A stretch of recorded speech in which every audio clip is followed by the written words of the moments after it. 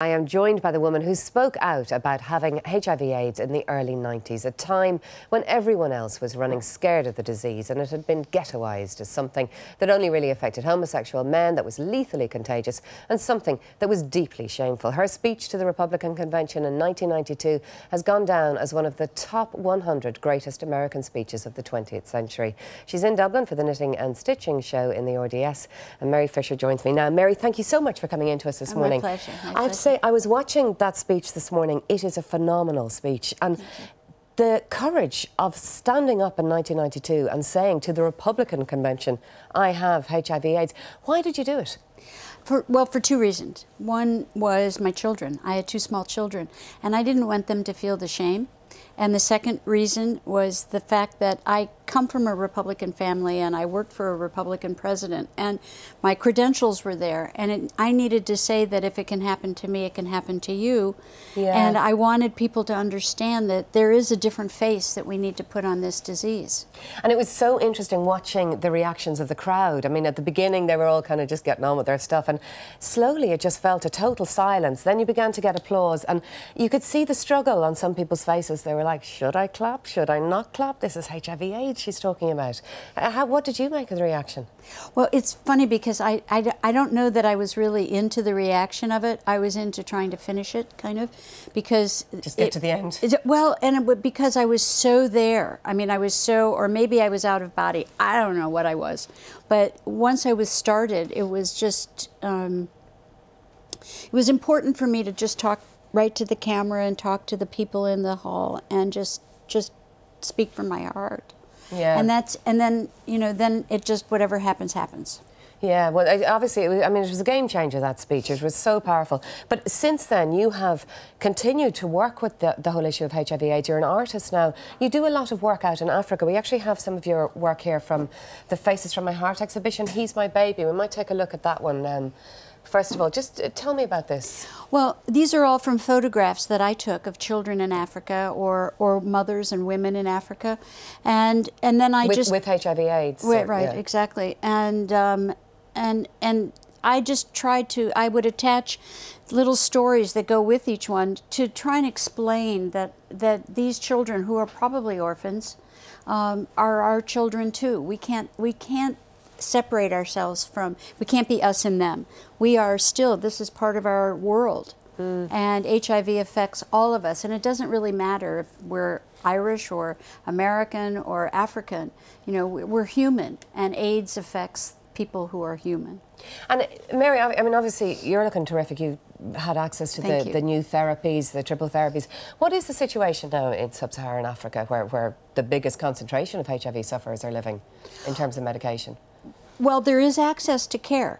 It's getting people into care. It's getting pregnant women into care so babies can be born negative, which is possible now, which is amazing. And most governments do have medication that they are giving free to people in sub-Saharan Africa. A lot of that came from America. Yeah, the Clinton Foundation was very involved in setting that up, weren't they? And Bush too, as well. Oh, yes, actually. Of course, yes. Yeah. And what about the stigma in sub-Saharan Africa? Has that been addressed? Well, we try to address it. Everyone tries to address it. It's terrible because in America, when you think about how the disease started, perhaps you could say from the gay community, and okay, that was historically, and I wish it hadn't been, but that's the way it is, because in Africa, it's mainly a heterosexual disease. So really the stigma there results from religion and religious beliefs. It's not so much looking at it as a gay disease. Right, but it's still very prevalent, is it, that stigma? And does that prevent people? It's sex. Yeah. You know, and people don't like to talk about sex. Yes, I think you were going to say, yes, it prevents people from getting tested, and therefore it prevents people from getting, taking medication. Yeah, so there's still a long way to go. There's another of your artworks here. This one is called She's a Child Raising a Child. Is that the correct title I have there? Yes, she's a child raising a child. She's an orphan raising an orphan. You know, I mean, so a young girl raising one of her siblings. Right, exactly, because you see that all over Africa, where there's a whole generation that's gone from this disease, and the children are left as orphans. They're either living with extended family or grandparents, but the parents are gone. So it's tough. It's bad. It's awful. But there is hope, and we have lots of governments are there helping. Concern, which is an Irish organization, they work in Africa as well. They're out on the ground there. Yeah, I mean, the other thing that was interesting, I mean, going back to the 90s as well, that at that point, AIDS was very much, people were blamed for having AIDS. They were IV drug users, or they were very active homosexuals, or you caught it within your own marriage.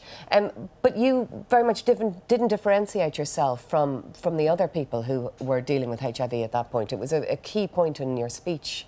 I don't believe that anybody tries to get this disease. It doesn't matter who you are. Yes, I got it in my marriage. I always say to people, it really doesn't make any difference, because we're human, and that's really all the AIDS virus needs is human. It's an inside disease. I used to teach my children, it's not an outside disease.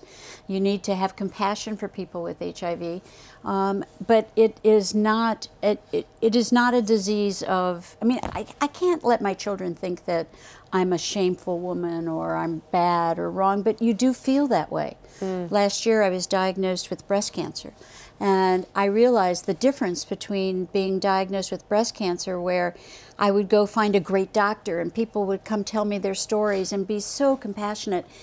And when I was diagnosed with HIV, you look for a place to hide. My children couldn't play with their friends because my neighbors wouldn't let them.